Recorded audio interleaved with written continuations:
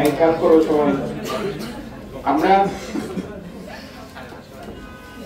আজকে amino acid করব। আমরা লাস্ট ক্লাসে কি পর্যন্ত করছিলাম একটু মনে করিয়ে দাও। হ্যাঁ, গ্লাইকোজেন, কার্বোহাইড্রেট ডেরিভেটিভ করছিলাম, আপেক্ষিক মিষ্টতা করছিলাম, আপেক্ষিক মিষ্টতা করি নাই, আপেক্ষিক মিষ্টতা।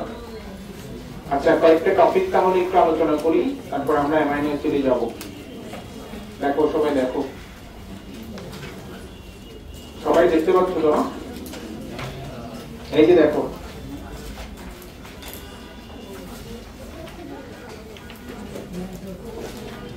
কার্বোহাইড্রেট ডেরিভেটিভস, কেউ কেউ বলে ডেরিভেটিভস।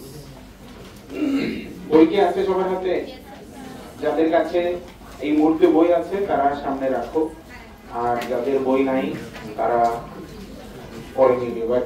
যারা বই নিয়ে নিছো কিন্তু বাসায় রেখে আসছো তারা হাত থেকে কলম রেখে দাও, তারপর বিদ্যাঙ্গুলটা তুলো, মুখের ভিতরে ঢুকিয়ে দিও। এছাড়া আর গতি নেই, কারণ বই দেওয়া হয়েছে কিসের জন্য? যতদিন অধ্যায়টা শেষ হবে না ততদিন বইটা এখানে আনতে হবে। কার্বোহাইড্রেট ডেরিভেটিভস কি? শোনো, কার্বোহাইড্রেট মানে শর্করা, আমরা জানি, যেমন গ্লুকোজ, যেমন কি বলো, গ্লুকোজ। তাকাও এদিকে, তাকাও, এটা বোঝার জিনিস, আজকে লেখার তেমন কিছু নাই। এই যে গ্লুকোজ, গ্লুকোজের মধ্যে 6টা কার্বন। কয়টা কার্বন? এই যেমন 1 2 3 4 5 6। আমি যদি ওপাশ থেকে মার্কিং করি 1 2 3 4 5 করে, এই ফসফেট বস্তু দাও। এই যে 1, এটা হচ্ছে 6, মোট 6টা কার্বন। তো এখন এখানে দেখো, আমি 6 নাম্বার কার্বনে যদি একটা ফসফেট দেই, বলো কি দেই, তাহলে এটার নাম হয় গ্লুকোজ 6 ফসফেট। বলো কি ফসফেট? আচ্ছা, যদি আরেকটা ফসফেট আসে, সেটা আসবে 1 নাম্বার কার্বনে ধরো, তাহলে এটার নাম হবে গ্লুকোজ 1 6 ডাইফসফেট। বলো কি ফসফেট? কারণ ফসফেট দুইটা, তাহলে ডাই হবে। ডাইকে আমরা বিস বলি। বলো কি বলি? তাহলে এটার নাম হয় গ্লুকোজ 1 6 বিস ফসফেট। আচ্ছা, গ্লুকোজ আর ফ্রুক্টোজটা একই জিনিস, তো ফ্রুক্টোজে যদি দুইটা ফসফেট যুক্ত হয় তাহলে নাম কি হবে? গ্লুকোজ ফ্রুক্টোজ 1 6 বিস ফসফেট। আচ্ছা শুনো, শুনো, এখন আমি যদি এখানে এই যে ফসফেট না দিয়ে অ্যামিনো মূলক দিই, বলো কি মূলক দিই? NH2 অ্যামিনো মূলক দিই, তখন এটার নাম হয়ে যাবে গ্লুকোজামিন। বলো কি অ্যামিন? গ্লুকোজামিন। আচ্ছা, এটা যদি গ্যালাক্টোজ হয়, আমরা সবাই জানি গ্লুকোজ, ফ্রুক্টোজ, গ্যালাক্টোজ, ম্যানোজ, এই চারজনই হচ্ছে মনোস্যাকারাইড, মানে হেক্সোজ, মানে কি? অর্থাৎ আইসোমার C6H12O6 এদের সংকেত। তার মানে একই জিনিস, এখানে জাস্ট গ্যালাক্টোজের মধ্যে অ্যামিনো মূলক দিলে সেটার নাম হয়ে যাবে গ্যালাক্টোজামিন। বলো কি অ্যামিন? তো এই যে যৌগ, নতুন যৌগগুলো পাচ্ছ, কার্বোহাইড্রেটের মধ্যে একটি এডিট করছি, একটা নতুন মূলক যুক্ত করছি, ফলে নতুন একটা যৌগ তৈরি হয়েছে, সেটাকে আমরা বলবো কার্বোহাইড্রেটের জাতক। বলো কি বলা হয়? বা কার্বোহাইড্রেট ডেরিভেটিভস। চলো পড়ি এটা। মূল গঠনে রাসায়নিক পরিবর্তন বা কোনো কার্যকর গ্রুপ যুক্ত হয়ে কিছু নতুন ধরনের কার্বোহাইড্রেটের উদ্ভব হয়, এরা হলো কি? Carbohydrate derivatives. এই যে লেখা আছে, তো রাসায়নিক পরিবর্তন করব বা কোনো কার্যকর গ্রুপ কি করব? যুক্ত করব। এরপরে দেখো একটা एग्जांपल দেয়া হয়েছে এখানে, এই যে ফ্রুক্টোজের সাথে OH গ্রুপের সাথে ফসফেট, এই যে ফসফেট যুক্ত হলে ফ্রুক্টোজ কি হয়? 1 6 বিস। বিস মানে ডাই, বিস মানে কি? ডাই মানে 2, ডাই মানে কি? 2 ফসফেট। তারপর হচ্ছে OH গ্রুপ অ্যামিনো মূলক দ্বারা প্রতিস্থাপিত হয়ে কি হয়? গ্লুকোজামিন। আবার গ্যালাক্টোজ যদি অ্যামিনো মূলক দিয়ে যুক্ত হয় তাহলে নাম হবে কি? গ্যালাক্টোজামিন। তাহলে আমরা মোটামুটি কার্বোহাইড্রেট ডেরিভেটিভস কাকে বলে एग्जांपल আমরা জানি। এবার যে एग्जांपल গুলো পাচ্ছি সেগুলোর গুরুত্ব কি? আসল গুরুত্ব কি দেখি। এই যে ফ্রুক্টোজ 1 6 বিসফসফেট, এটা হচ্ছে গ্লাইকোলাইসিস প্রক্রিয়ায় ঘটে থাকে। কোথায়? গ্লাইকোলাইসিস প্রক্রিয়া এটা দরকার আছে। তারপর হচ্ছে গ্লুকোজামিন, গ্যালাক্টোজামিন। এখানে দেখো তরুণাস্থির প্রধান উপাদান হচ্ছে গ্যালাক্টোজামিন। তরুণাস্থির প্রধান উপাদান কি? এখন বলতে পারো যে স্যার তরুণাস্থি কি?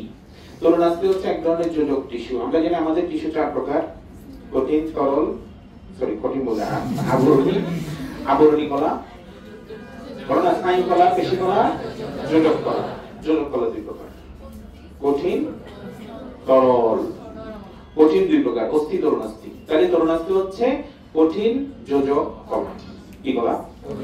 দেহের ভারবহনে কিছুটা হেল্প করে এবং সমন্বয়, চলাচল, সমন্বয়, বিভিন্ন অঙ্গের মধ্যে সংযোগ স্থাপন ইত্যাদি কাজে হেল্প করেছে। তারপর এরপর এটা গেল গ্যালাক্টোজামিন। এবার আসলে গ্লুকোজামিন। গ্লুকোজামিন দিয়ে কি বানাচ্ছিল কত? গ্লুকোজামিন দিয়ে, গ্লুকোজামিন দেখো গ্লুকোজের পলিমার হচ্ছে স্টার্চ, সেলুলোজ, গ্লাইকোজেন, তাই না? আর গ্লুকোজামিনের পলিমার হচ্ছে কাইটিন। বলো কি? আমরা সবাই জানি ছত্রাকের কোষপ্রাচীর কি দিয়ে তৈরি? আবার পতঙ্গ, কাঁকড়া, লবস্টার, এটা লবস্টার, এরা হচ্ছে আর্থ্রোপোডা পর্বের। বলো কোন পর্বের? আমরা জানি পৃথিবীর সবচেয়ে বেশি প্রাণী কোন পর্বের? আর্থ্রোপোডা পর্বের। এবং ওদের যে খোলস ওইটা কি দিয়ে তৈরি?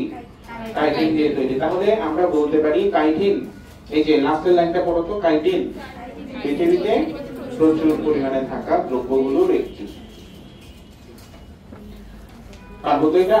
Carbohydrate derivatives. এছাড়া আমরা আরেকটা টপিক দেখব, সেটা হচ্ছে এখানে এই যে মানুষ সেলুলোজ হজম করতে পারে না। কেন পারে না? কারণ আমাদের কি নেই? সেলুলোজ নেই। তৃণভোজী প্রাণীদের এটা থাকে, এই জন্য ওরা পারে, আমরা পারি না। তারপর এই তথ্যটা ইম্পর্টেন্ট, তুলায় সেলুলোজ কত পার্সেন্ট, লিনেনে কত পার্সেন্ট, তন্তুতে কত পার্সেন্ট, কাঠে কত পার্সেন্ট, 60 বা 60 থেকে 70, তৃণলতায় 30 থেকে 40, জৈব বস্তু সমৃদ্ধ মাটিতে 40 থেকে 70, পাটে কত 55 থেকে 65। এগুলো আমাদের জানতে হবে। এরপরে দেখো, এরপর হচ্ছে আপেক্ষিক নিষ্ঠতা। আপেক্ষিক নিষ্ঠতা জিনিসটা একটু দেখে আসি। আপেক্ষিক নিষ্ঠতা, এই যে আপেক্ষিক নিষ্ঠতা খেয়াল করো। আপেক্ষিক নিষ্ঠতা কি? আমরা জানি শর্করা মাত্রই মিষ্টি, সাথে মিষ্টি হবে। এখন মিষ্টিটা কেমন সেটা আমরা কম্পেয়ার করে করব। কম্পারিজনটা কি দিয়ে করব? আমাদের জানা একটা মিষ্টি বস্তুর সাথে এটাকে মিলাবো। আমাদের সবচেয়ে পরিচিত মিষ্টি বস্তুটা, সেটা আমরা সবাই চিনি, সেটার নাম চিনি। সেটার নাম চিনি। এবং সেটাকে আমরা কেমিক্যালি, মানে এখানে কার্বোহাইড্রেটের ভাষায় বলি সুক্রোজ। বলো কি? এটা টেবিলে থাকে, আমরা এই জন্য এটার নাম টেবিল সুগারও বলি, মানে টেবিল সুগার বা টেবিল চিনি বা সাদা চিনি, যেরকম নাম হোক। ইক্ষু রস, মানে আখের রস থেকে এটা পাওয়া যায়, এই জন্য এটার অপর নাম ইক্ষু চিনি। তো ইক্ষু রসে 15% থাকে। কত পার্সেন্ট থাকে? সুক্রোজ একটি ডাইস্যাকারাইড। উদ্ভিদে যত ডাইস্যাকারাইড থাকে তার মধ্যে সুক্রোজ হচ্ছে প্রধান ডাইস্যাকারাইড। এটা আমরা সবাই ঘরে ঘরে আছে এবং এটা আমরা সবাই খাইছি। এটা স্বাদে মিষ্টি। এটা কি মিষ্টিটা, মানে চিনির মিষ্টতা আমাদের কিন্তু মনে আছে সবার, মানে কি রকম হইতে পারে। তো আমরা যে কোনো মিষ্টি বস্তু খেলে আমরা চিনির সাথে সেটা কম্পেয়ার করে বলতে পারি যেটা চিনির মতো মিষ্টি, বা চিনি থেকে কম মিষ্টি, বা চিনির চেয়ে বেশি মিষ্টি, বলতে পারি না? বলতে পারি। তো আমরা সেই যে তুলনা, এই তুলনাটাকে আমরা বলি আপেক্ষিক মিষ্টতা। আসলে দেখি, আপেক্ষিক মানে তুলনা। এখানে সুক্রোজের তুলনায়, কার তুলনায়? এটা মানে কি? এটা মানে কি? চিনি। সুক্রোজের তুলনায় একটি শর্করা কতটা মিষ্টি তা বোঝায় কি দিয়ে? আপেক্ষিক যে কোনো বস্তু, যে কোনো এককের, যে কোনো টার্মের কোনো একক হয় না। যেমন এখানে দুইটা মিষ্টতা, দুইটা একই জাতীয় রাশির অনুপাতকে আমরা আপেক্ষিক বলতেছি না। এখানে দুইটা একই জাতীয় রাশির অনুপাত বলে আমরা এটার মধ্যে কোনো একক পাবো না। নিচে কিছু শর্করা আপেক্ষিক মিষ্টতা দেয়া হলো। আমরা সুক্রোজকে স্ট্যান্ডার্ড 100 ধরবো। কত ধরবো? গ্লুকোজের হচ্ছে 74। গ্লুকোজের কত? 74 থেকে 1 বিয়োগ দিলে সেটা আগে বসিয়ে দাও। 74 থেকে 1 গেলে 73, 73 এর আগে 1 বসিয়ে দিলে হয় 173, সেটা হয় ফ্রুক্টোজ। ল্যাকটোজের দ্বিগুণ হচ্ছে মল্টোজ। ল্যাকটোজ লেস, মানে কমটা হচ্ছে ল্যাকটোজের, বেশিটা হচ্ছে মল্টোজের, মানে 32 হচ্ছে মল্টোজের। স্যাকারিন হচ্ছে এমন একটা অশর্করা, কি বললাম, যেটা শর্করার থেকেও অলমোস্ট 5 গুণ বেশি মিষ্টি। মানে শর্করা না হয়েও মিষ্টি বেশি। কে? স্যাকারিন। সবচেয়ে বেশি মিষ্টি কে? এই লিস্টে মনোলেনিন। কত আপেক্ষিক মিষ্টতা? মানে সে সুক্রোজের কয় গুণ বেশি মিষ্টি? 20 গুণ। কয় গুণ? 20 গুণ। তাহলে এবং এখানে আমরা গ্লুকোজ সম্পর্কে একটু বলে রাখি, গ্লুকোজটা আমরা সবাই জানি, এটার অপর নাম হচ্ছে আঙ্গুরের শর্করা। বলো কিসের শর্করা? আঙ্গুরের শর্করা বা গ্রেপ সুগার। এটা কি বলছিলাম? এটা বলি নাই? Grape sugar. কারণ আঙ্গুরে একই গুড়ে, আঙ্গুরে গ্লুকোজ, কি কোজ? গ্লুকোজ 12 থেকে 30%। বলো না কত পার্সেন্ট? এই জন্য এত বেশি, এই জন্য আমরা আঙ্গুরের শর্করা বলি গ্লুকোজকে। পাকা ফল, এই পাকা কি? পাকা ফল, পাকা ফল, পাকা ফলে এটা বেশি থাকে। পাকা মিষ্টি ফল, পাকা মিষ্টি ফলে এটি থাকে, এই জন্য এর নাম ফ্রুট সুগার। বলো কি সুগার? Fruit sugar. এবং এটা নাকি শরীরের জন্য ক্ষতিকর। দেখো ফ্রুক্টোজ মানবদেহের জন্য কেন ক্ষতিকর এটা আমরা সবাই জানি। আমরা শক্তি উৎপাদন করি কি দিয়ে? গ্লুকোজকে অক্সিজেন দিয়ে ভেঙে, নাকি ফ্রুক্টোজকে অক্সিজেন দিয়ে ভেঙে? আমাদের প্রত্যেকটা সেল গ্লুকোজকে ভাঙার ক্ষেত্রে সিদ্ধহস্ত, কিন্তু ফ্রুক্টোজকে ভাঙার ক্ষেত্রে সিদ্ধহস্ত নয়। এমনকি উদ্ভিদের ক্ষেত্রেও ফ্রুক্টোজটা গ্লুকোজে কনভার্ট হয়ে তারপরে সেটা দিয়ে শক্তি উৎপাদন হয়। তো এই ফ্রুক্টোজের কথা দেখো না, ফ্রুক্টোজটা আবার গ্লুকোজের কত গুণ মিষ্টি এবং সুক্রোজের অলমোস্ট দ্বিগুণ মিষ্টি। আমরা এটা একটু পড়ি, এখানে হাতে লেখা আছে, মানে নোট করে দিছি। মানবদেহে গ্লুকোজ এবং ফ্রুক্টোজের বিপাক ভিন্নভাবে সম্পন্ন হয়। কিভাবে সম্পন্ন হয়? আমাদের সকল কোষ গ্লুকোজের বিপাক ঘটাতে সক্ষম, কিন্তু ফ্রুক্টোজের বিপাক সম্পন্ন হয় কোথায়? যকৃতে, একটি নির্দিষ্ট মাত্রায় যকৃতের কোষে। মানুষ উচ্চ ফ্রুক্টোজ যুক্ত খাবার খেলে তখন যকৃৎ এত ফ্রুক্টোজের বিপাক ঘটাতে পারে না, কারণ সে গ্লুকোজের দ্বিগুণের চেয়েও বেশি মিষ্টি না, 2.5 গুণ প্রায়। মানে একটা ফ্রুক্টোজ খাওয়া আর 2.5টা গ্লুকোজ খাওয়া সেম। আর সেখানে এই গ্লুকোজ গুলো তো আমাদের শরীরের জন্য এমনিতে ক্ষতিকর। অতিরিক্ত হয়ে গেলে আমরা জানি ডায়াবেটিস হয়, সেখান থেকে চর্বি হয়, চর্বি থেকে ব্লক হয়, ব্লক থেকে হার্ট অ্যাটাক, স্ট্রোক, কত কিছু। এই ফ্রুক্টোজটা এই জন্য শরীরের জন্য মারাত্মক ক্ষতিকর। এই যে দেখো না, ফলে এগুলা অতিরিক্ত গুলা তখন কিসে কনভার্ট হয়? তখন নানা জটিল রোগ, যেমন মোটা হয়ে যাওয়া, স্থূলতা, টাইপ 2 ডায়াবেটিস, যেটা জন্মের অনেকদিন পর, বড় হওয়ার পর যেটা আবিষ্কার হয়, যেটা ধীরে ধীরে যে বিটা কোষগুলা তাদের উৎপাদন ক্ষমতা কমিয়ে ফেলে। তারপর এটা কি? হৃৎপিণ্ডের রক্তনালীতে ব্লক হয়ে হৃদরোগ। তারপর এটা কি? স্ট্রোক, মস্তিষ্কের রক্তনালীতে ব্লক হয়ে স্ট্রোক হতে পারে। এটা কি? ক্যান্সার। মানে দুনিয়া যত ফালতু রোগ আছে সবগুলো এখানে আছে। তো যত মিষ্টি তত ফলাফল কি? তিতা। এখানে দেখো না, ফ্রুক্টোজ এর জন্য মানবদেহের জন্য কি ক্ষতিকর, যত কম খাওয়া যায় এগুলা। তা আমরা এখানে আপেক্ষিক মিষ্টতার হিসাবটা একটু আমার দিকে দেখে দেখে বলবা। বলো তো সুক্রোজের কত, গ্লুকোজের কত, ফ্রুক্টোজের কত? 173। তারপরে ল্যাকটোজের কত? 16। মল্টোজের কত? 32। স্যাকারিন 500, মনোল্যালিন 2000। বাস আমাদের মোটামুটি আমরা এখন শর্করার মধ্যে যা যা আসলে দরকার সেগুলো আমরা আলোচনা করে ফেলছি। পার্থক্যগুলো পড়াইছিলাম, এই যে স্টার্চ, সেলুলোজ, গ্লুকোজ, ফ্রুক্টোজের পার্থক্য নিজেরা দেখবা, এখানে সুন্দর করে সাজানো আছে। এটা মনে হয় আমরা লিখছিলাম নাকি, মনোস্যাকারাইড সহ। এবার এই টপিকটাতে আসো, আমরা আজকে এই টপিকটা পড়ে যাবো ইনশাআল্লাহ। এখানে দেখো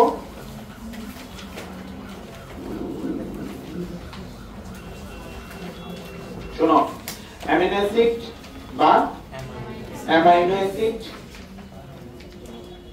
এই জিনিসটা কি? এখানে সংজ্ঞার বন্যা দেখা যাচ্ছে।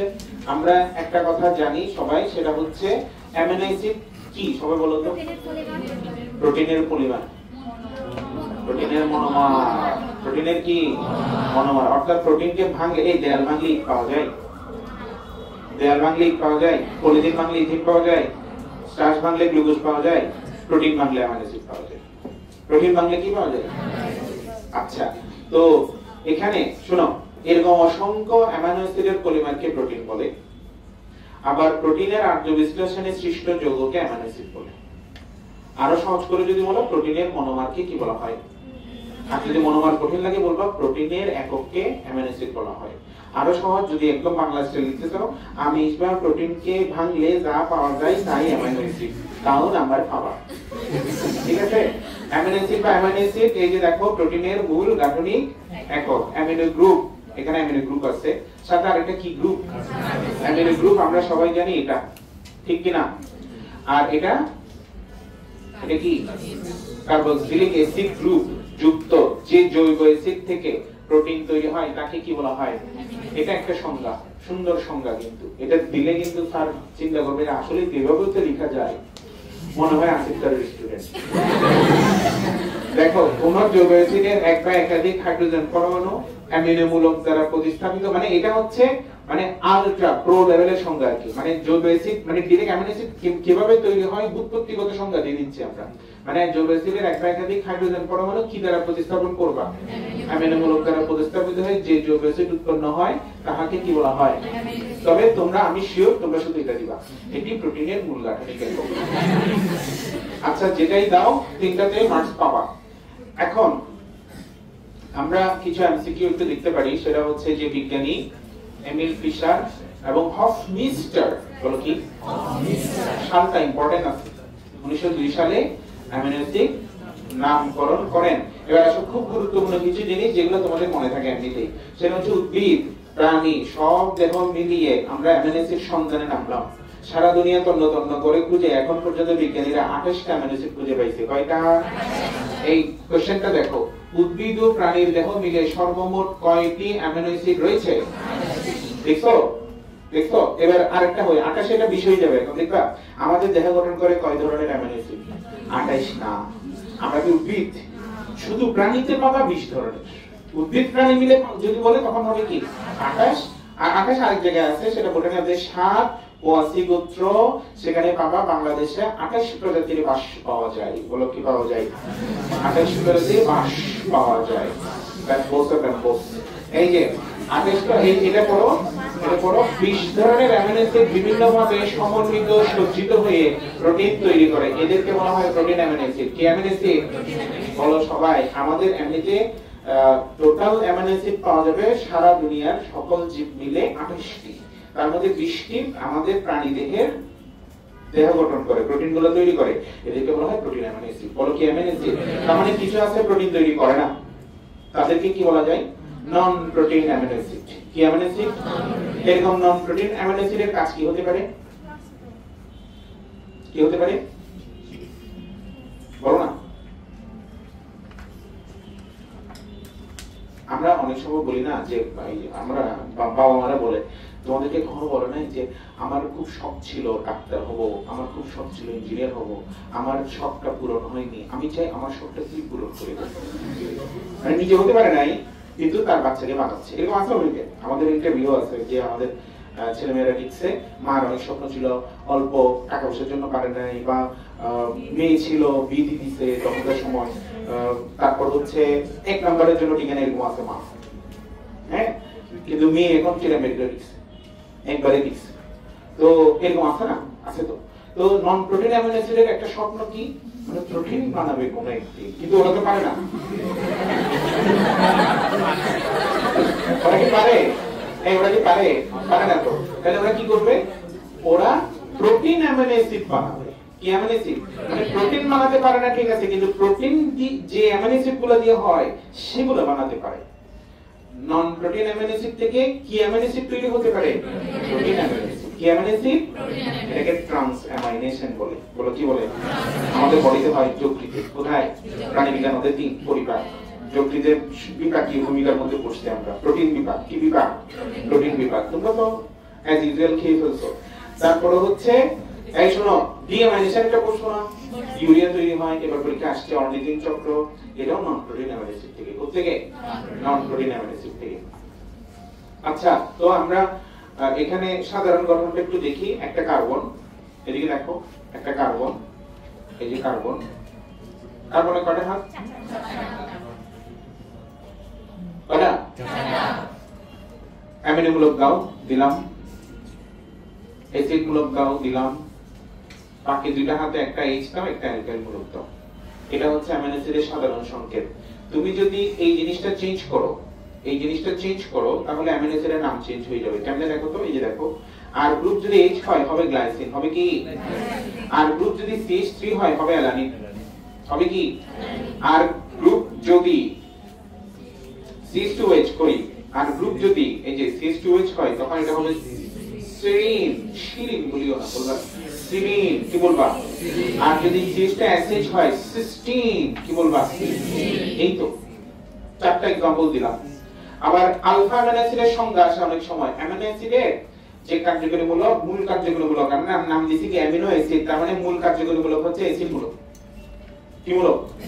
এইটার সবচেয়ে কাছে যে কার্বন সেটাকে বলবো আলফা কার্বন। কি কার্বন? এই আলফা কার্বনের সাথে যদি কার্বক্সিল মূলকটা যুক্ত থাকে তখন তাকে আমরা বলবো আলফা অ্যামিনো অ্যাসিড। সংজ্ঞাটা দেখো, অ্যামিনো অ্যাসিডের কার্বক্সিল গ্রুপের নিকটবর্তী কার্বনকে কি কার্বন বলা হয়? এই আলফা কার্বক্সিল গ্রুপটি যদি আলফা কার্বনের সাথে যুক্ত থাকে তখন তাকে বলা হয় alpha amino acid. Protein amino acid সব কি? প্রোটিন অ্যামিনো অ্যাসিড সব কি? আলফা। এটা একটা বৈশিষ্ট্য, অ্যামিনো অ্যাসিডের বৈশিষ্ট্য। দ্রুত আমরা যাচ্ছি, নিচে যাচ্ছি। অ্যামিনো অ্যাসিডের বৈশিষ্ট্য, এই যে বৈশিষ্ট্যগুলো আমরা এখন পড়ব, সবাই দেখবা। অ্যামিনো অ্যাসিডের প্রথম বৈশিষ্ট্য হচ্ছে ওই আলফা অ্যামিনো অ্যাসিড। এটা একটু পড়ো তো সবাই। মানবদেহের সব amino acid alpha amino acid. আর অ্যামিনো অ্যাসিড দেখো না, অ্যামিনো অ্যাসিড, অ্যাসিড অ্যামিনোমূলক, এগুলো সাধারণত পানিতে দ্রবণীয় হয়। পানিতে কি হয়? দ্রবণীয় হয়। এবং মনে রাখবা অ্যালকোহলে অদ্রবণীয়। কোথায় অদ্রবণীয়? আচ্ছা আমাকে বলো এবার, আক্কেল খাটাও, অ্যামিনো অ্যাসিড দিয়ে কি বানানো হয়? প্রোটিন। তাহলে প্রোটিন কি পানিতে দ্রবণীয় হবে? হবে। অ্যালকোহলে দ্রবণীয় হবে? হবে না। Common sense. আমরা একটা পড়ছি, দুইটা মুখস্থ করছি। তারপর হচ্ছে অ্যামিনো অ্যাসিডের হ্যাঁ স্বাদ, ম্যাক্সিমাম ক্ষেত্রে স্বাদ নাই, তবে স্বাদ হইতেও পারে। হইলে সেটা মিষ্টিও হইতে পারে, তিক্তও হইতে পারে। তারপর কোনো কি নাই? বর্ণ নাই, স্ফটিক আকার, কঠিন পদার্থের মধ্যে ক্যালাসের মতো যেভাবে থাকে। তারপর হচ্ছে মৃদু অ্যাসিড। যেহেতু এখানে অ্যাসিড মূলক আছে তাহলে এটা ক্ষারের সাথে বিক্রিয়া করে লবণ বানাবে। যেহেতু অ্যামিনো মূলক আছে তার মানে ক্ষার, তার মানে এটা অ্যাসিডের সাথে বিক্রিয়া করে কি বানাবে? লবণ বানাবে, মানে প্রশমন বিক্রিয়া ঘটাবে। এই যে এখানে লেখা আছে মৃদু অ্যাসিড বা ক্ষারে এরা কি সৃষ্টি করে? এদের গলনাঙ্ক অবশ্যই উচ্চ হবে। তাহলে বলো তো প্রোটিনের গলনাঙ্ক কি হবে? উচ্চ। দেখি এই কথাটা প্রোটিনের সাথে যাবে কি যাবে না বলো? অবশ্যই যাবে। যাবে তো?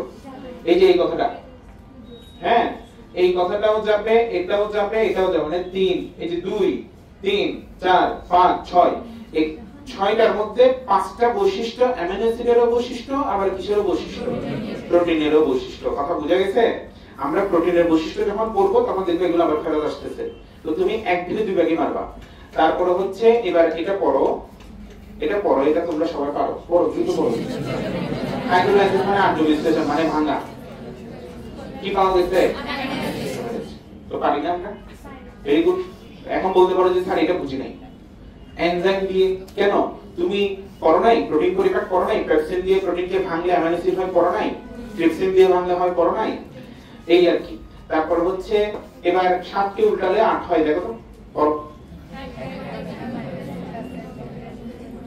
এখানে একটা নতুন বন্ধন আসছে না? কি বন্ধন দিয়ে এটা যুক্ত হয়? আর শর্করাগুলো হয় গ্লাইকোসাইড বন্ড দিয়ে, আর এটা কি বন্ড দিয়ে? পেপটাইড বন্ড দিয়ে। তার মানে এই দুটো সেম। এবার এদিকে দেখো, এটা হচ্ছে জটিল অ্যাসিড ও ক্ষার বিশিষ্ট অ্যামিনো অ্যাসিডের মূলককে জুইটা মানে হাইব্রিড, মানে প্লাস আয়ন ও মাইনাস আয়ন একই সাথে দুইটা, তুমি হয় ক্যাটায়ন বলবা অথবা অ্যানায়ন বলবা, কিন্তু এটা এমন একটা আয়ন যেখানে প্লাস মাইনাস দুই প্রান্ত আছে। কি বলবা? জুইটার আয়ন। জুইটার মানে কি? জুইটা। এই যে খেয়াল করো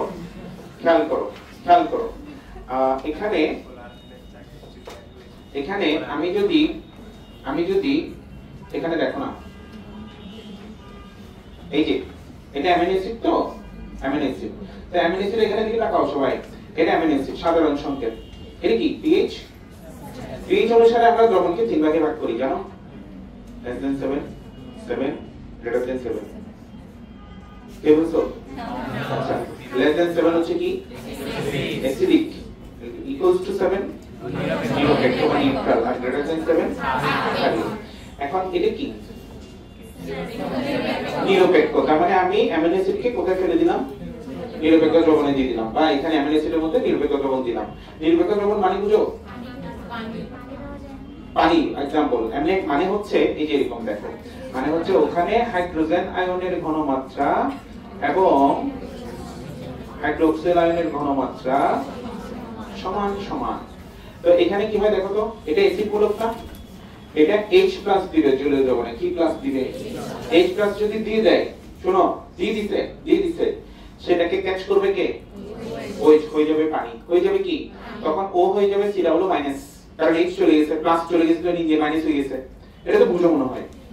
তারপর এখন এটা অটোমেটিক্যালি এখানে OH যখন চলে গেছে অটোমেটিক্যালি মাত্রা বেড়ে গেছে, H+ এর মাত্রা বেড়ে গেছে না, ও তখন এখানে এতক্ষণ সমান সমান হতে মানে লজ্জা পাচ্ছিল কেমনে আসবে, এখন ও নিজে যেহেতু চলে গেছে ওর এখন আর কোনো ঠেকা নাই, ও এখন এদিকে চলে আসবে যে তুমি ওখান থেকে ভালোবাসা করেছো আমি এদিকে ভালোবাসা করব, NH2 এর সাথে সে ভালোবাসা করে কি বানিয়ে ফেললো NH3, যেহেতু H+ আসছে এজন্য প্লাস দিয়ে দিলাম উপরে, তার মানে এখন একই সাথে এটা প্লাস আয়ন, একই সাথে এটা কি আয়ন, মানে এটা হাইব্রিড, মানে এটা কি হাইব্রিড, মানে কি, তাহলে আমরা এই কথাটা বলতে পারি অ্যাসিড ও ক্ষার বিশিষ্ট অ্যামিনো অ্যাসিডের মূলককে কি বলা হয়, এবং কে জুটার আয়ন বানায়, কোন অ্যাসিড, অ্যামিনো অ্যাসিড, কোন লবণে, ভেরি গুড। তারপর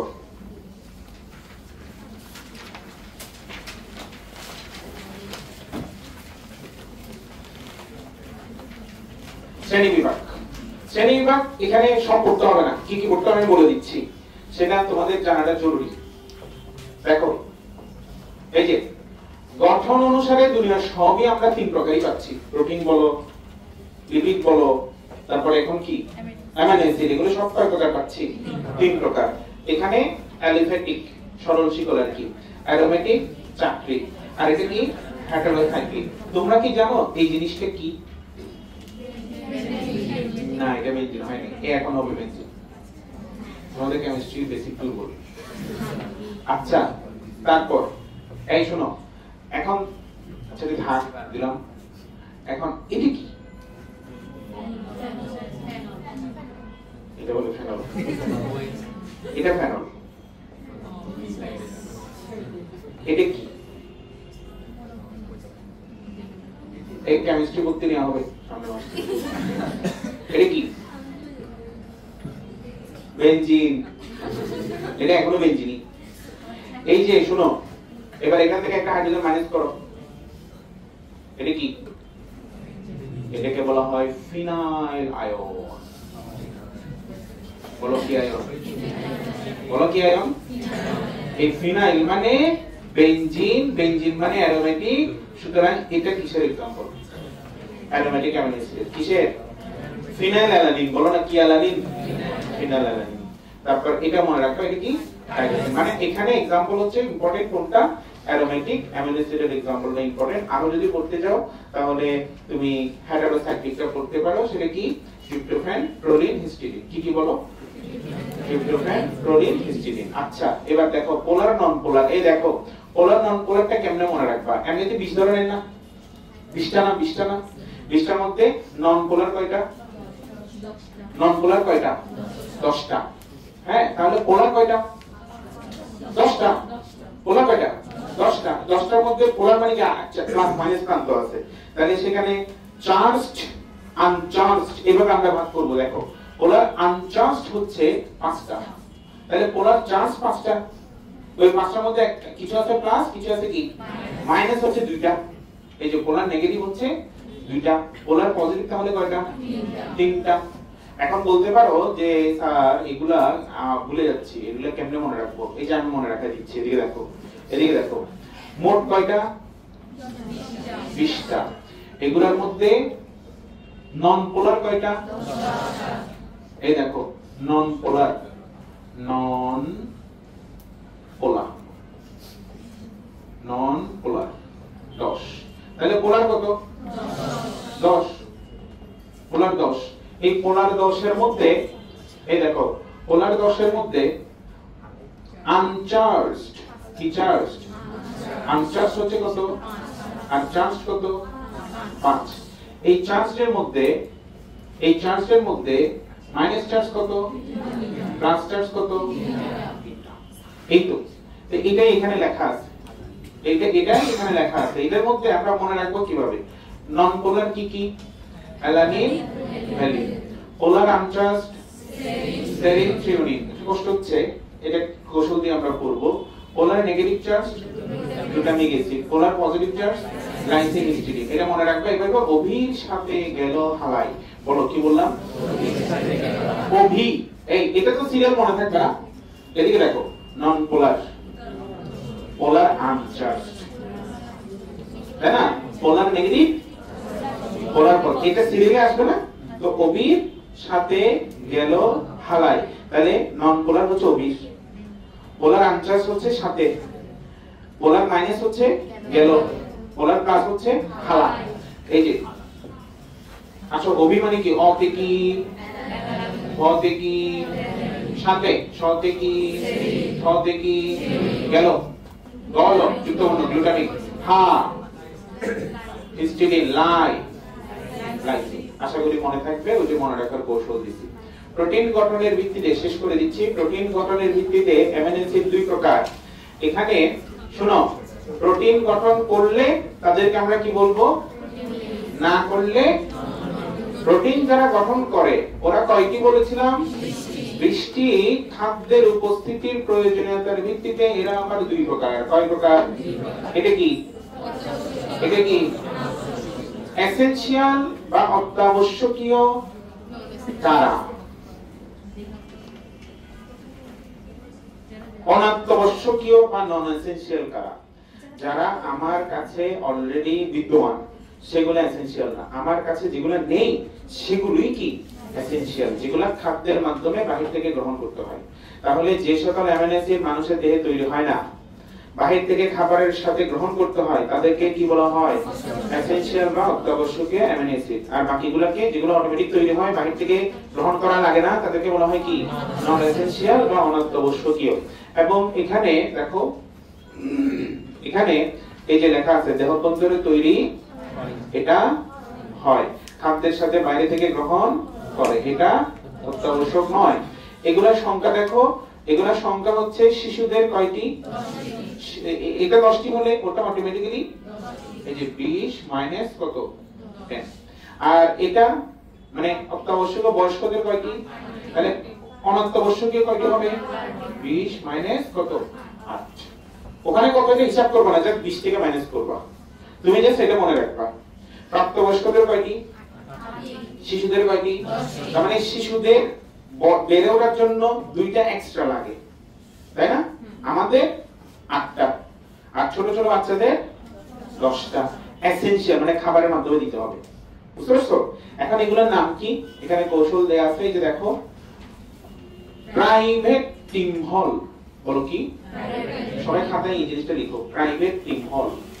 প্রাইভেট টিম হল খাতায় লিখবা, যার বই আছে সেও লিখবা, যেভাবে এখানে লেখা আছে আগে বাংলাটা লিখবা। প্রাইভেট টিম হল, প্রাইভেট টিম হল, প্রাইভেট টিম হল।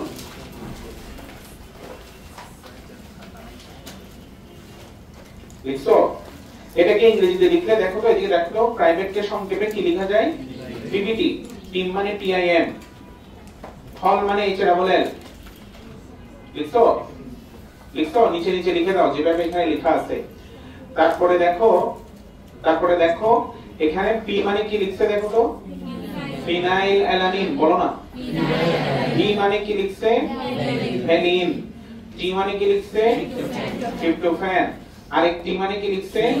থ্রিওনিন। আই মানে কি লিখছে? এম মানে কি লিখছে? ওয়েট। এল এল, এল এল লাইসিন, লিউসিন। আমরা এই দুটা, এই দুটা, এই দুটা, এই যে এইচ এ, এইচ মানে হিস্টিডিন, এ মানে আর্জিনিন। এ মানে কি? আর্জিনিন। এই যে হা, এটা কি? হা।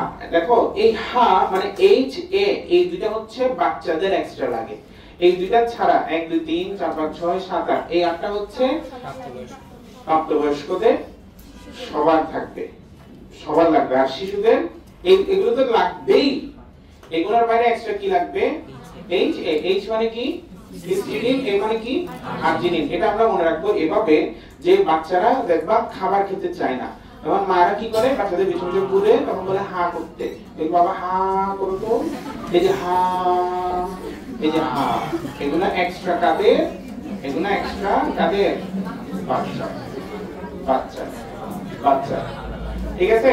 এই দুটো শিশুদের জন্য অত্যাবশ্যক, বাকি আটটি কি সবার জন্য অত্যাবশ্যক। এই হচ্ছে অবস্থা। এটা বলতে পারো এই পেজের মধ্যে সবচেয়ে গুরুত্বপূর্ণ টপিক। তো এখন আমি মুখস্থ বলতেছি, দেখো প্রাইভেট টিম হল, তুমি দেখো লিখছো না পিভিটি ডিআইএম এইচ এর বলেন, পি মানে কি ফিনাইল অ্যালানিন, কি নাম, পি মানে ভ্যালিন, পি মানে ট্রিপ্টোফ্যান। এবার আবার টিমের থ্রি মানে threonine, amino acid lysine, M মানে মিথিওনিন, তারপর এইচ এ বাদ দিলে এল এল লাইসিন লিউসিন। যদি বলা হয় প্রাপ্তবয়স্কদের এসেনশিয়াল অ্যামাইনো অ্যাসিডের নাম লিখো, তুমি এইচ এ দিয়ে লিখবা না, বাকিগুলো লিখে ফেলবা। যদি বলা হয় শিশুদের দেহের এসেনশিয়াল অ্যামাইনো অ্যাসিড গুলোর নাম লিখো, তখন এইচ এ সহ দিতে হবে হিস্টিডিন আর জিনিন। ঠিক আছে তো? এখন এখানে দেখো নন প্রোটিন অ্যামাইনো অ্যাসিড, বলো হেমা আসেনি। কেন আসেনি এটা ভাবতে হবে না, আমি দেখো হেমা আসেনি। এই দেখো হেমা, হেমা হেমা দিয়ে হেমোসিস্টাইন, হেমোস্টেরিন দুইটা আসেনি। এখানে আ দিয়ে একটা আছে অরনিথিন, স দিয়ে আছে সাইট্রুলিন, নি মানে না, না মানে নন প্রোটিন অ্যামাইনো অ্যাসিড। তো এদের কাজ কি? এদের কাজ এই যে দেখো না, এদিকে দেখো, এই কি করে, ওই যে বলছিলাম না প্রোটিন অ্যামাইনো অ্যাসিড তৈরি করে। অরনিথিন কি তৈরি করে? মেডিকেল 2024। তারপর হচ্ছে সাইট্রুলিন, এটা কি করে? নাইট্রিক অক্সাইড রক্তনালী প্রসারণ করে, রক্তনালী কি করে? ফলে রক্ত প্রবাহ বৃদ্ধিতে সহায়তা করে। এই তো এগুলো হচ্ছে নন প্রোটিনের। এবং একটা মেডিকেল কোশ্চেন একের অধিকবার আসছে, সেটা হচ্ছে বিরল অ্যামাইনো অ্যাসিড কোনটি, বলো। একাধিকবার মেডিকেল কোশ্চেন ছিল এটা, যেটা বইয়ে নাই কিন্তু এই বইয়ে আছে, বুলেট বইয়ে। সেটা কি? এটি কোলাজেন প্রোটিন তৈরির গুরুত্বপূর্ণ উপাদান। কোলাজেন প্রোটিন তৈরির গুরুত্বপূর্ণ উপাদান কে? Hydroxy proline. এটা কি অ্যাসিড? বিরল অ্যামিনো অ্যাসিড। বলো কি অ্যাসিড? বিরল অ্যামিনো অ্যাসিড। আজকে শেষ পড়া, আজকে শেষ পড়া যেটা তুমি জানো, যেটা তুমি জানো। খেয়াল করো, এখানে এখানে খেয়াল করে দেখো, মানে এখান থেকে শেষ পড়া কি এরকম কিছু খাতায় লেখা আছে, অ্যামিনো অ্যাসিডের এবং বইও লেখা আছে। অ্যামিনো অ্যাসিডের কাজ মোস্ট ইম্পর্টেন্ট আরেকটা টপিক। এই তোমরাই বলো অ্যামিনো অ্যাসিড দিয়ে কি বানানো হয়? প্রোটিন বানানো হয়। তাহলে একটা কাজ, প্রোটিন মানে কি? আমরা যেগুলোকে মাংস বলি, গোস্ত গোস্ত, এগুলো হচ্ছে প্রোটিন। এগুলো কি? এই যে দেখো, এই দেখছো, এটা কি সুন্দর না? হ্যাঁ, এখানে দেখো, এখানে যদি প্রোটিন না থাকতো এরকম দেখাইতো।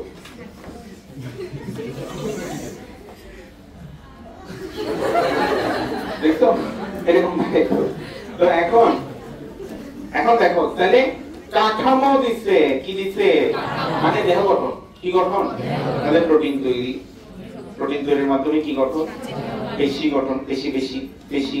তারপর হচ্ছে প্রোটিন আবার এনজাইম হিসেবে কাজ করে, এনজাইম তৈরি। অ্যান্টিবডি গুলো প্রোটিন, তোমরা কি জানো? অ্যান্টিবডি দিয়ে কি করে? জোরে বলো, রোগ প্রতিরোধ করে। তারপরে কিছু প্রোটিন আছে যারা হরমোন হিসেবে কাজ করে, যেমন ইনসুলিন। তাহলে এগুলো কি দিয়ে বানাইছি?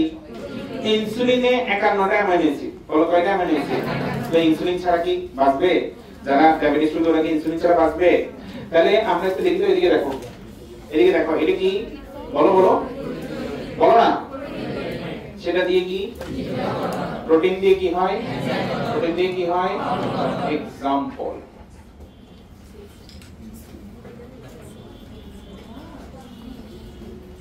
এটা কি? এটা কি? তাহলে এই যে 1 থেকে 6 একে অপরের সাথে ইন্টারকানেক্টেড, আমরা এগুলো পারি। ঠিক তো? এবার একটু আগে পড়ছো, non protein amino acid, Hema আসেনি, পড়ছো না? সেখানে আ দিয়ে অরনিথিন, আ দিয়ে কি? অরনিথিন দিয়ে কি তৈরি হয়?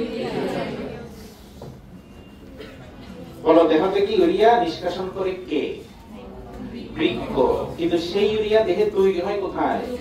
যকৃতে, মনে রাখবা। এই যে আচ্ছা, এই অ্যামাইনো অ্যাসিড, যেখানে অ্যামিনো মূলক আছে, অ্যাসিড মূলক আছে, এটা অ্যাসিড ভালোই, অ্যাসিডের পিএইচটা ভালোই সে কন্ট্রোল করতে পারবে, তাই না? এই জন্য আমরা বলতে পারি যে এটা পিএইচ নিয়ন্ত্রণ করে। বলো কি নিয়ন্ত্রণ করে? তুমি কমনলি সব জৈব অ্যাসিডের কাজে, মানে দুর্বল অ্যাসিডের কাজে পিএইচ নিয়ন্ত্রণ এটা মানে একটা কাজ হিসেবে দিয়ে দিতে পারো। তোমাকে যদি বলে কার্বক্সিলিক অ্যাসিডের কাজ লিখো, তুমি একদম ফাঁকে ফুঁকে 5 নম্বর 6 নম্বর করে পিএইচ নিয়ন্ত্রণ কি দিও। স্যারও বুঝবে না, তোমারও বুঝার দরকার নেই। এখানে এটা দেখো হেমোসিলিন, এই যে হেমা আসেনি, হেমোসিলিন, এই হেমোসিলিন দিয়ে আমরা বলছিলাম প্রোটিন অ্যামাইনো অ্যাসিড তৈরি করা। কি তৈরি করা? প্রোটিন। অন্য মানে কি আসলে কি? প্রোটিন অ্যামাইনো অ্যাসিড তৈরি। তাহলে আমরা 9 পর্যন্ত গেলাম। 10, এই যে চুলের মধ্যে একটা প্রোটিন আছে স্ক্লেরোপ্রোটিন, সেটা অ্যামাইনো অ্যাসিড দিয়ে তৈরি হয়। আবার চুলের কালারের জন্য একটা প্রোটিন আছে, এই যে কি নাম? আর চোখের কোরাকয়েড স্তর, কোরয়ের আর কি, মানে কালো একটা স্তর আছে। তারপরে 11 নাম্বার, যদি carboxyl group carbon die oxide আকারে অপস্থিত হয় তখন অ্যামিনো গঠন করে, যেমন হিস্টামিন। তো এটা আমরা অ্যামিনো যৌগ গঠন করে, যেমন হিস্টামিন। এই যে এখানে প্রায় কয়টা? 10 থেকে 11টা আমরা কাজ দিলাম। এগুলোকে আমরা পারবো, মানে এমনি র্যান্ডমলি মনে হয় 8-9টা মনে পড়বে। ইউরিয়া, তারপর হচ্ছে যে পিএইচ নিয়ন্ত্রণ, অ্যামিনো অ্যাসিড, আমার মনে হয় 9 পর্যন্ত মনে পড়ার কথা, ঠিক তো? তা আমরা মোটামুটি অ্যামিনো অ্যাসিডটা ক্লোজ করছি। আজকে কি কি পড়ছি আমি একটু বলি। আমরা পড়ছি আপেক্ষিক মিষ্টতা, কি পড়ছি? আমরা সেলুলোজ কেন হজম করতে পারি না, ফ্রুক্টোজ কেন আমাদের জন্য ক্ষতিকর, কার্বোহাইড্রেট ডেরিভেটিভস, 4টা জিনিস পড়ছি। এই 4টা জিনিস পড়ছি। অ্যামিনো অ্যাসিডের সংজ্ঞা, নামকরণ কে করছে, কত সালে, প্রোটিন অ্যামিনো অ্যাসিড কাকে বলে, নন প্রোটিন অ্যামিনো অ্যাসিড কাকে বলে, আলফা প্রোটিন অ্যামিনো অ্যাসিড কাকে বলে, অ্যামিনো অ্যাসিডের বৈশিষ্ট্য, অ্যামিনো অ্যাসিডের কাজ, শ্রেণীবিন্যাস, এক্সাম্পল, প্রোটিন আর নন প্রোটিন অ্যামিনো অ্যাসিডের কাহিনী, এবং এসেনশিয়াল অ্যামিনো অ্যাসিড। কি amino acid? Essential amino acid. আমরা জুটারাইনও পড়ছি। কি অ্যামিনো পড়ছি? জুটারাইন কি পরীক্ষা আসতে পারে, জুটারাইন কি পরীক্ষা আসতে পারে আলাদা করে, বুঝতে পারছো? তাহলে আর নেক্সট আমরা যেটা ধরবো, তোমরা বুঝতে পারতেছো, নেক্সট কোনটা ধরবো? অ্যামিনো অ্যাসিড দিয়ে কি বানানো হয়, বলো না? প্রোটিন বানানো হয়। তাহলে আমরা প্রোটিন ধরবো। এবং তুমি নিশ্চিত থাকো প্রোটিনের মধ্যে সবচেয়ে, এই অধ্যায়ের একমাত্র 7 স্টার টপিকটা ওখানে আছে, সেটা হচ্ছে সরল প্রোটিন। সেটা কি? সেটা আমরা ক্লাসে ক্লিয়ার করে ফেলবো, ঠিক আছে? আর বাকি জিনিসগুলো অ্যামিনো অ্যাসিডের সাথে অলমোস্ট মিল, almost. Example, amino acid example তোমার মনে থাকবে না, টেকনিক দিয়ে পড়তে হচ্ছে। প্রোটিনের এক্সাম্পল তোমার মনে থাকবে, সেটা পড়লে দেখবা। আমাদের খুব বেশি আর নাই, এটা দ্রুতই শেষ হবে আশা করতেছি। তোমাদের এমনিতে আরেকটা অধ্যায় প্রাণীবিজ্ঞান মধ্যে 3 হয়ে গেছে না? 4 হয়েছে, 1 হয়েছে, 2 হয়েছে। ওটার মধ্যে 1, 2, 3, 3 হচ্ছে, 4 হয়েছে মোটামুটি। তোমাদের তাহলে 3 শেষ হয়ে গেলে আমরা যে রিভিশন এক্সামের সিলেবাস দিচ্ছি সেটা কভার হয়ে যাবে, তাই না? এরপর আমরা আমাদের মতো অধ্যায় ধরবো। তবে রিভিশন এক্সাম যেটা নিব সেটা মাঝখানে 1 সপ্তাহ গ্যাপ দিয়ে কিন্তু জুলজিতে থাকবে। আসো আসো আসো আসো, একটা ছোট একটা 10টি অ্যামিনো অ্যাসিড। সালাম দাও, সবাইকে সালাম দাও, সালাম দাও। ওকে চিনছো? ছোট আছে স্যার, সালাম দাও না সবাইকে। ও প্রতিদিন কান্না করে এখানে আসবে, অফিসে আসবে, অফিসে আসবে। এখন ও বুঝে নাই অফিস মানে এখানে আসলে এখানে। ওই তাকাও না তুমি,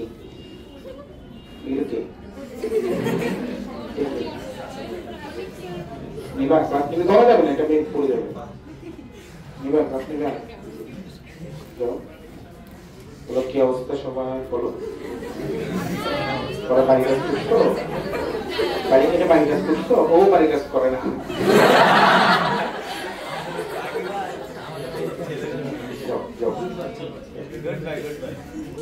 আসতেছি বাবা, আসতেছি, আসলে যাবে না, লাগবে না, এটা অফ করতে হবে, এটা অফ করে মোবাইলটা আমাদের দিয়ে। এই তাহলে আমরা আজকে এখানে ক্লোজ করতেছি। হ্যাঁ, আগামী ক্লাসে আমরা প্রোটিন ধরতেছি, ক্লাস মিস দিব না। ওকে, তোমাদের গত ক্লাসটা অফ ছিল না, ওটা কভার করতে হবে, রিকভার করতে হবে।